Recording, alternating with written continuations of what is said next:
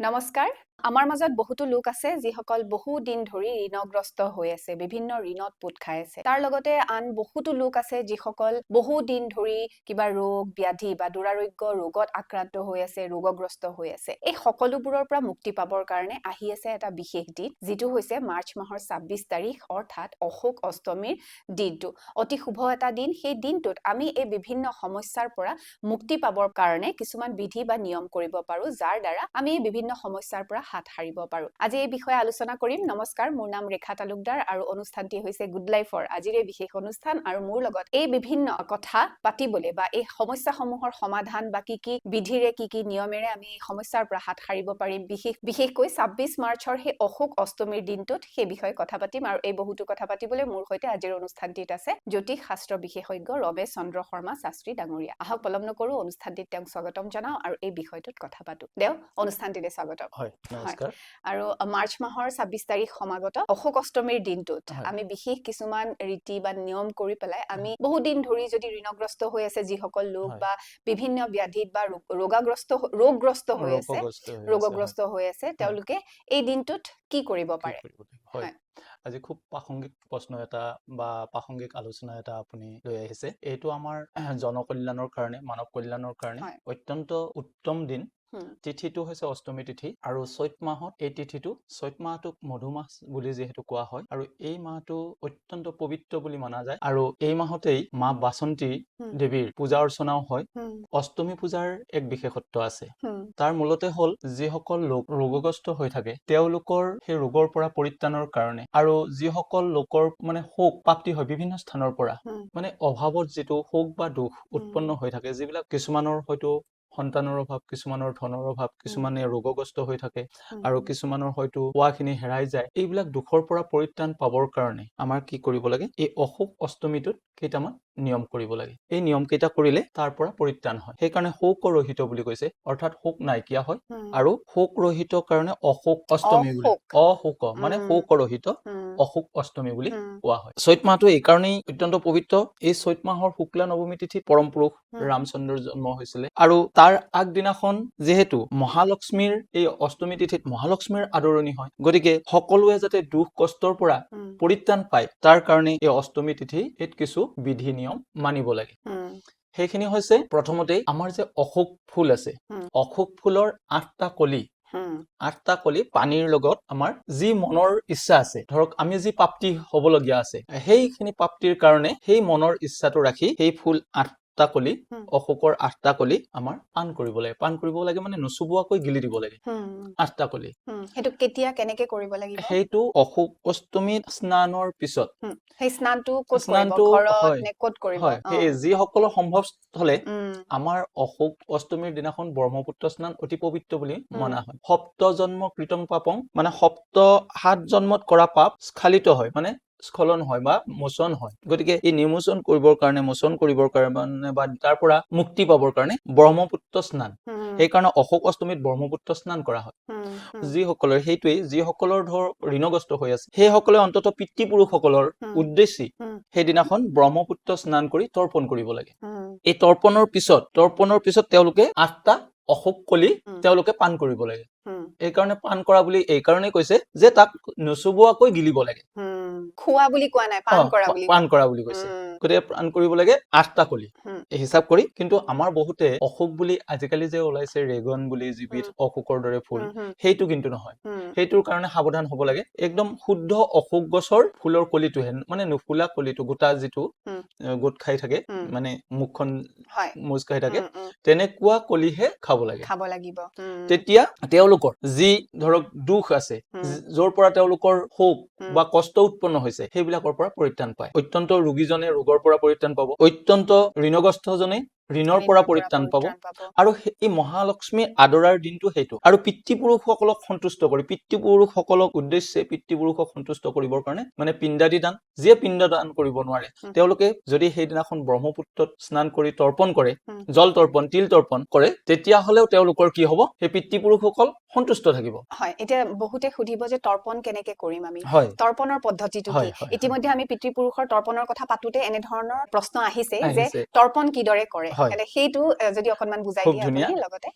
তৰ্পণ কৰিব লাগিলে সাধাৰণতে ব্ৰাহ্মণ লৈও তৰ্পণ কৰা যায় হয় আৰু নিজেও কৰিব পাৰি হয় নিজে কৰা বিধিটো আপুনি এবাৰ কৈ দিয়ক এতিয়া কাৰণ নিজে কৰা বিধিটো হয় এনেধৰণৰ আমি প্ৰথম ব্ৰহ্মপুত্ৰতেই স্নান কৰিলো হুম, গা ধুলো গা ধুই উঠি সূৰ্যক উদ্দেশ্যি একাজলি পানী ললো আমি পাৰিলে নাভি প্ৰমাণলৈ যাব লাগে মানে পানী এক নাই পানীলৈকে নামিব লাগে হুম, সকলোৱেতো এক নাভি পানীলৈকে নামা সম্ভৱ নহয় ভয়ো লাগিব ভয়ো লাগিব পাৰে গতিকে তেওঁলোকে সেই কাষতেই হুম, আঁঠু কাঢ়ি লৈ নাইলৈকে তল অ যোৱালৈকে থাকক অ সেইটো মানে কৰিব পানীতে আঁঠু কাঢ়ি লওক হুম হুম হুম আঁঠু কাঢ়ি লৈ উঠি পূৰ্ব দিশত হুম সূৰ্যক প্ৰথমে জল অৰ্পণ জল কৰক অৰ্পণ কৰক একাজলি জল প্ৰথমতে একাজলি জল সূৰ্যক অৰ্পণ কৰক অৰ্পণ কৰক হুম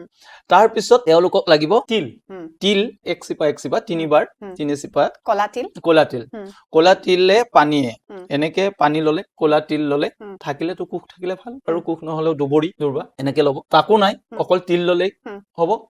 তিল তৰ্পণ বুলি কয় সেইটো আপুনি এনেকে লৈ আপোনাৰ পিতৃপুৰুষৰ পৰিতৃপ্তিৰ কাৰণে হুম আৰু তেওঁৰ পৰা যাতে আশীষ প্ৰাপ্ত হয় হুম আপোনাৰ যিটো অভাৱ হৈ আছে সেই অভাৱটো যাতে পূৰ হয় হুম তাৰ কাৰণে পিতৃপুৰুষক প্ৰথমতে সন্তুষ্ট হবৰ কাৰণে প্ৰথম হুম সেইখিনি জলখিনি আপুনি এৰি দিয়ক পূৰ্বমুখে বা দক্ষিণ মুখে হুম পিতৃ তৰ্পণ সাধাৰণতে দক্ষিণ মুখে কৰা হয় হুম আৰু দেৱ তৰ্পণ পূৰ্বমুখে কৰিলেও দোষ নহয় কিন্তু দক্ষিণ মুখে কৰিলে বেছি ভাল হ'ব হুম তেওঁলোকে তেনেকে তৰ্পণ তিনিবাৰ কৰিব তেওঁলোকৰ পিতৃ পিতামহ প্ৰপিতামহ হুম এই তিনিটা পুৰুষৰ কাৰণে তেওঁলোকে তিনিবাৰ দিব লাগে তিল আৰু পানী হুম এইটো হ'ল তিল তৰ্পণ সহজ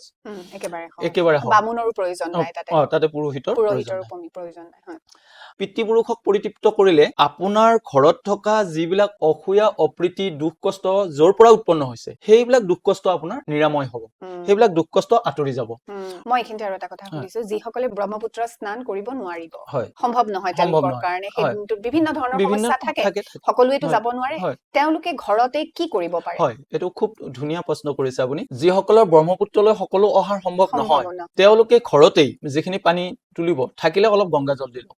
যদি আছে যদি আছে নাই যদিও তুলসী পাত এটা সেই পানীখিনি দি লওক তেওঁলোকৰ যিটো গা ধোৱা পাত্ৰৰ পানীটো তুলসী পাত এটা দি লওক থাকিলে গংগা জল অলপ দি লওক নোৱাৰিলে তুলসী পাত এটা দি লওক দি লৈ সেইখিনিৰে স্নান কৰিলে কৰি উঠি তিতা কাপোৰখনেৰে তেওঁলোকে পানী লওক আকৌ মানে ভাল পানী তাৰে কিন্তু গা ধোৱা ৰোৱা পানীখিনি নহয় নতুন পানী তেওঁলোকে লওক লৈ উঠি দেৱতাৰ উদ্দেশ্যে সূৰ্যৰ দেৱতাৰ উদ্দেশ্যে আপুনি প্ৰথম সূৰ্যাৰ্ঘ্যটো দি দিয়ক মন্ত্ৰ কিবা ক'ব লাগিব মন্ত্ৰ ক'ব গ'লে মানুহৰ হয়তো অসুবিধা হ'ব ভুলকৈ উচ্চাৰণ কৰিলে তাৰ পৰা মন্ত্ৰৰ ওলোটা প্ৰভাৱ হয় গতিকে তেওঁলোকে মনেৰে যেনেকে ভাবে সূৰ্যদেৱ নমস্কাৰ এই বুলি একদম সহজ একদম সহজ অতি সহজ আৰু তেনেকে তেওঁলোকে ভাবক প্ৰথমতে সেইটো সূৰ্য সূৰ্যক দেৱতাক তৰ্পণ কৰিলে তাৰ পিছত পিতৃ তৰ্পণলৈ তেওঁলোকৰ পিতৃপুৰুষ আছে মোৰ দেউতা আছে মই দেউতাৰ তৰ্পণ কৰিব নোৱাৰো মোৰ মা আছে মাৰ তৰ্পণ কৰিব নোৱাৰো যিবিলাকৰ মা দেউতা নাই সেইবিলাকেহে তৰ্পণ কৰিব যিবিলাকৰ দুজন নাই তেওঁলোকে দুজনৰে কৰিব পাৰে আৰু যিসকলৰ দুজন আছে পিতৃ মাতৃ আছে তেওঁলোকে কাৰ তৰ্পণ কৰিব তেওঁলোকে তেওঁলোকৰ ককাৰ পাৰে সেইটো পাৰে তেওঁলোকৰ ককাৰ তেওঁলোকৰ আজো ককাৰ সেই তৰ্পণটো কৰিব পাৰে আমাৰ পূৰ্বজসকলৰ পৰা আশীষ লৈ তেওঁলোকে কি কৰিব লাগে এই অশোক কলি যে 8টা পান কৰিবলৈ কলো এই পূৰ্বজসকলৰ আশীষ লৈ সেই 8টা কলি পান কৰিব লাগিব এইটো লগত আছে কিন্তু প্ৰথমতে আপুনি ক'লে যে আমি সূৰ্যক তৰ্পণ কৰিলো প্ৰথম আমাৰ স্নান কৰিলো তাৰপিছত আমি সূৰ্য তৰ্পণ কৰিলো দ্বিতীয়তে আমি আমাৰ পূৰ্বজসকলক তৰ্পণ কৰিলো তাৰ পিছত আপুনি উঠি আহি কাপোৰ সলাওক বা কাপোৰ নসলোৱাকৈয়ে আপুনি সেই যে অশোক ফুলৰ 8টা কলি সেইটো 3 নম্বৰ ষ্টেপ তাৰ মানে তিনি তৃতীয় নম্বৰ পৰ্যায়টো সেইটো 3 নম্বৰ ষ্টেপত তৃতীয় পৰ্যায়ত 8টা অশোক কলি এনে পানীৰে সৈতে লৈ এনেকে গিলি দিয়ক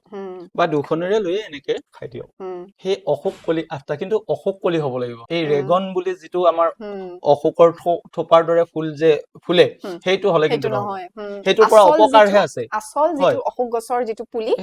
মানে কলিটো ফুলৰ কলিটো সেইটোহে আপোনালোকে মানে পান কৰিব তাৰমানে চোবাব নালাগে চোবালে কিন্তু ভুল হ'ব নুচুবাব গিলি দিব সেইটো গিলি দিব আপোনালোকে যদি এই 3টা নিয়ম কৰে তেনেহলে দেখিব আপোনালোকৰ ঘৰত মা মহালক্ষ্মীৰ আগমন হবই হ'ব মই মাজতে আৰু এটা কথা সুধিছো আপোনাক সামৰিম আমি তাৰ পিছত 8টা মানে কলি এতিয়া কিছুমানে ক'ব যে একেলগেতো খাই দিব নোৱাৰে একেলগেতো গিলি দিব নোৱাৰো এটা এটাকৈ পাৰিব কিন্তু পানীৰে সৈতে খুদাকৈ এনেকে গিলিব নালাগে পানীৰে সৈতে গিলিব আৰু সেই কলি কেইটা চাওঁতে এটা কথা মন কৰিব যাতে বৰ ডাঙৰ কলি নহয় গিলিব পৰা সৰু কলিও সেই কলিটো সংগ্ৰহ কৰিব এতিয়া অশোক গছ সকলোতে হয়তো পোৱা নাযায় হুম। গতিকে আগতীয়াকে তেওঁলোকে সংগ্ৰহ কৰি হুম। ৰাখিব লাগিব অষ্টমীৰ দিনাখনৰ কাৰণে হুম, আৰু তাৰ লগতে আৰু এটা কথা আছে যে ৰোগীসকলৰ কাৰণে হুম। আৰু অত্যন্ত ধন প্ৰাৰ্থীসকলৰ কাৰণে ধন যিসকলে বিচাৰে যিসকলে বিচাৰে সকলোৱে বিচাৰে সকলোৱে বিচাৰে ধন সকলোৱে বিচাৰে সকলোৱে বিচাৰে তথাপি ঋণৰ পৰা মুক্তি পাবৰ কাৰণে যিসকলে বিচাৰে তেওঁলোকে কি কৰিব লাগে এটা মাটিৰ বা যিকোনো পাত্ৰত হুম। অকণমান চাউল দুবৰি আৰু এটা আমপল্লৱ এখন ৰঙা পতাকা হুম। ৰঙা কাপোৰৰ এখন সৰুকৈ পতাকা সাজি পতাকা এখন বনাই পতাকা এখন বনাই সেই কলচীটোৰ হুম। ভিতৰত মানে পতাকাখন দিব লাগে তাত হুম। পানীও থাকিব দি কি ধুনীয়া থাকিব আকৌ আৰু এবাৰ কৈ মানে দিয়ক। সেই কলচীটোত অ, কলচী বুলি মাটিৰ ক'লো হ'ব পাৰে মাটিৰ বা তামৰ হ'ব পাৰে। তামৰো হ'ব পাৰে সেই কলচীটোত আপোনালোকে সেন্দুৰ দিলে তাৰ পিছত তাতে অকনমান কৰ্পূৰ আমি কওঁ কৰ্পূৰ হুম। কৰ্পূৰ দিলে তাৰ পিছত দুবৰি 3টামান দুবৰি আগ দিলে তাৰ উপৰি চাউল অলপ তাত পানীৰ ভিতৰত সোমাই দিলে দি উঠি তাত এটা আমপল্লৱ দিলে দি উঠি তাত এখন ৰঙা পতাকা এখন দিব লাগে হুম। দি উঠি পাৰিলে তাক ঘৰৰ মুধচত দিব দিছে হুম। ঘৰৰ মুধচত থব লাগে হুম। ঘৰৰ মুধচত যিসকলৰ থোৱাৰ সুবিধা আছে সেইসকলে থব হুম। যিসকলৰ হয়তো ছাদ আছে ঘৰৰ ছাদৰ ওপৰত থব যিসকলৰ ছাদ নাই হয়তো ঘৰৰ আমাৰ বাহিৰৰ ফালে এখন হুম। কি থাকে এখন মানে ভেন্টিলেশ্যন হুম। ভেন্টিলেশ্যনৰ তলতে সেইটো থৈ দিব হুম। আৰু নতুবা যিসকলৰ তেনেকুৱা সুবিধা নাই কিছু ঔষধ ঘৰৰ মুধচত নোৱাৰিলেও ওপৰত হ'ব লাগে ওপৰত হ'ব লাগে ঊৰ্ধ্ব স্থানত থাকিলে ধনৰ ঊৰ্ধ্বমুখী আগমন হয় হুম। আৰু এইটো অশোক অষ্টমীৰ দিনাই কৰিব অশোক অষ্টমীৰ দিনাখনেই হুম। তেওঁলোকে কৰিব পাৰে হুম। যিসকলে একদম বিশেষভাৱে বহুত ধন তেওঁলোকে বহুত ঋণগ্ৰস্ত হৈ আছে হুম। আৰু বা বহুত ধন তেওঁলোকৰ কৰবাত মানে নিমজ্জিত হৈছে বা কাৰোবাৰ হাতৰ পৰা পাবৰ কাৰণে অসুবিধা হৈছে তেওঁলোকে এনেধৰণে যদি ঘৰটো স্থাপন কৰে তেনেহলে তেওঁলোকৰ ধন প্ৰাপ্তিত অত্যন্ত সুবিধা হ'ব বা তেওঁলোকৰ মা মহালক্ষ্মীৰ কৃপা লাভ কৰিব আৰু হয়। ৰোগীসকলে ৰোগৰ পৰা নিৰাময় লাভ হয় হ'ব খুব সুন্দৰ কথা ক'লে হয় আৰু সকলোৱে ধন আকাংক্ষী হয় সকলোৱে ৰোগৰ পৰা পৰিত্ৰাণ পাবলৈ হয় বিচাৰে হয় সকলোৱে বিভিন্ন ধৰণৰ তাপৰ পৰা বিভিন্ন ধৰণৰ সমস্যাৰ পৰা মুক্তি পাবলৈ মুক্তি বিচাৰে পাব বিচাৰে আৰু খুব সুন্দৰ এটা দিন হয় ২৬ মাৰ্চ অশোক এইটো অষ্টমীৰ দিনটো হয় আহি আছে আহি আছে সমাগত সেইদিনা বৃহস্পতিবাৰো পৰিছে গুৰুবাৰ পৰিছে গুৰুবাৰ অতি শুভ এটা অতি দিন শুভ অতি শুভ অতি এটা শুভ দিন গতিকে এই একদম সাধাৰণ দুটা নিয়ম হয় আপোনালোকে যদি একদম সাধাৰণ ব্ৰহ্মপুত্ৰ স্নান কৰিব নোৱাৰে ঘৰতেই কৰক কৰক কেৱল আপুনি যেতিয়া পানীখিনিৰ ধুব হয় সেই মানস কৰিব যে সেই মানস কৰিব সেই লাগিব পানীখিনি যাতে গংগাজল হয় বা ব্ৰহ্মপুত্ৰৰ পানী হয় পানীৰ সেই দৰে মানসেৰে যদি কৰে হয় তেতিয়াহলে মানে আপোনাৰ আচলতে কয় ভগৱানে বহুত নিয়ম নিবিচাৰে হয় ভাৱটো বিচাৰে ভাৱটো বিচাৰে আপুনি সেইটো কি মানসেৰে বা কি হয় অন্তৰে কিমান শ্ৰদ্ধাৰে আপুনি কামখিনি কৰিছে সেইটোৱে সেইখিনিহে আচলতে ঈশ্বৰে বিচাৰে হয় নহয় জানো দিয়ক নিশ্চয় হয় নিশ্চয় এনে ব্ৰহ্মপুত্ৰ স্নানৰ মন্ত্ৰও আছে হয় মই এইবোৰ কৈ মানে বিশদভাৱে ক'বলৈ যোৱা নাই কাৰণ সেইবোৰ যদি মন্ত্ৰ বোলোতে উম, তেওঁলোকৰ ভুল হয় তেতিয়া তাৰ ওলোটা প্ৰভাৱ পৰিব সেইকাৰণে মন্ত্ৰ মই কেৱল মাত্ৰ তাত স্নান কৰক আৰু তেওঁৰ মনৰ ভাৱটো তাত হেৰি কৰক হয় স্নান কৰক মনৰ ভাৱটো আপোনালোকে তাত কওক কওক বা মানস কৰক মানস কৰক নিশ্চয় নিশ্চয় আপোনালোকে ভাল ফল সুফল পাব প্ৰাপ্তি হ'ব আৰু আৰু এইটো বছৰ এবাৰ আহে গোটেই বছৰ বছৰটোৰ ৩৬৫ দিনত মাত্ৰ এটা দিন এটা পায় দিন আৰু গতিকে কিছু সেই মুহূৰ্তহে কিছু মুহূৰ্ত সেই এটা এতিয়া দিনটোতো সেই দিনটোত উম, গুৰুবাৰে কেৱল ৰাতিপুৱাৰ পৰা হা মানে আগদিনাৰ পৰাই যদিও পৰিছে কিন্তু ৰাতিপুৱাৰ পৰাহে সি সফল কাম হ'ব বৃহস্পতিবাৰ ২৬ মাৰ্চ বৃহস্পতিবাৰে ৰাতিপুৱাৰ পৰা দুপৰীয়া ১২ বজালৈ এইখিনি সময়তেই কৰি উঠিব লাগিব মানে পূৰ্বাহ্ন সময়তেই কৰিব লাগিব হয় গতিকে এইখিনি কৰক আৰু দিনৰ প্ৰথম ভাগত বিভিন্ন সমস্যাৰ পৰা আপোনালোকে সকাহ পাব হয় মুক্তি পাব দেও বহুত ভাল লাগিলে কথাখিনি পাতি আমি হয় এনেধৰণৰ আৰু বহুতো অনুষ্ঠান নিশ্চয় লৈ আহিম হয় দৰ্শকসকলকো এইখিনিতে অনুৰোধ জনাইছো যদি ভাল পাইছে আমাৰ চেনেলটো ছাবস্ক্ৰাইব কৰি দিব কমেন্ট কৰি জনাবচোন অনুষ্ঠানবোৰ চাই কেনেকুৱা লাগে বা হয় আপোনালোকৰো যদি বিভিন্ন বিষয়ত যদি কিবা কথা জানিবলগীয়া আছে তেতিয়াও কমেন্ট হয় কৰিব আৰু যদি এতিয়ালৈকে চেনেলটো ছাবস্ক্ৰাইব কৰা নাই ছাবস্ক্ৰাইব কৰি দিব হয় আৰু যদি দেওৰ সৈতে যোগাযোগ কৰিবলৈ বিচাৰিছে হয় জ্যোতিষ শাস্ত্ৰ সম্পৰ্কীয় বিভিন্ন সমস্যাৰ বা সমাধানৰ কাৰণে বিভিন্ন সমস্যাৰ বিষয়ে জানিবলৈ বিচাৰিছে সোঁৱৰণি বিশ্লেষণৰ বাবে কথা পাতিবলৈ বিচাৰিছে তেতিয়াহ'লে নম্বৰটো আপোনালোকৰ স্ক্ৰীনত ৰিফ্লেক্ট হৈ আছে সেই নম্বৰতে যোগাযোগ কৰিব পাৰে আমি সামৰো দেও নিশ্চয় হয় গতিকে আজিলৈ আমি দুয়োগৰাকী হয় এইখিনিতে আপোনালোকৰ ওচৰৰ পৰা বিদায় লৈছো ভালে কুশলে থাকিব ধন্যবাদ হয় সকলোৰে মংগলময় হওক